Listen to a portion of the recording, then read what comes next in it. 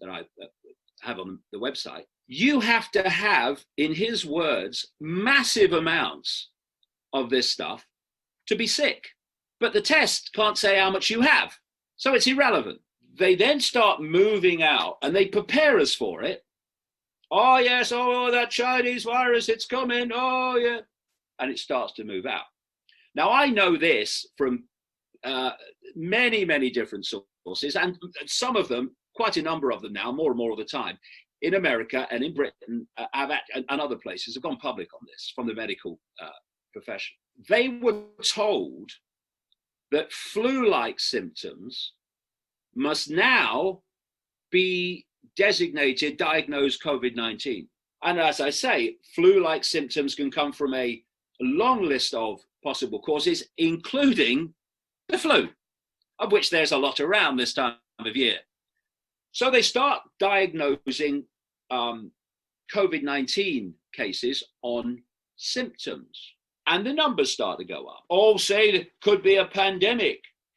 Eventually, the World Health Organization, which is owned by Bill Gates, the second biggest funder only to the United States government of the World Health Organization, Mr. Vaccine, wants to vaccine the world. The front man for the World Health Organization, a guy called Tedros, in other words, Gates's mouthpiece, he says, yes, it's a pandemic.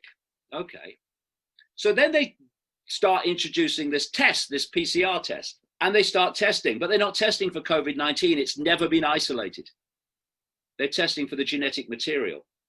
And lots of people have it, so lots of people test positive. Problem is that while they're doing this, they don't have enough dead people. So they can't produce the fact that this is a deadly virus from the number of people who are dying. So what has happened, and I'll give you an amazing piece of supporting evidence here in a sec. The medical profession were told by the hierarchy, think cult subdivisions in each country, that if someone tests, this is happening all over, by the way, country after country, if someone tests positive for COVID-19, and anyone now who goes in a hospital or is treated, you fall down the bloody stairs and go to hospital, they test you for COVID-19, the genetic material, not COVID-19.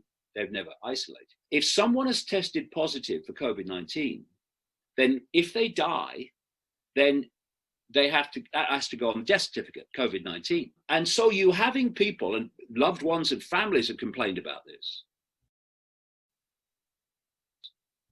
as well as some doctors have come out and said, we're being told to put COVID-19 on the death certificate when they haven't died from it. Some loved ones have said that, their loved one died of cancer, but COVID-19 went on the death certificate. And if you notice, this is a common theme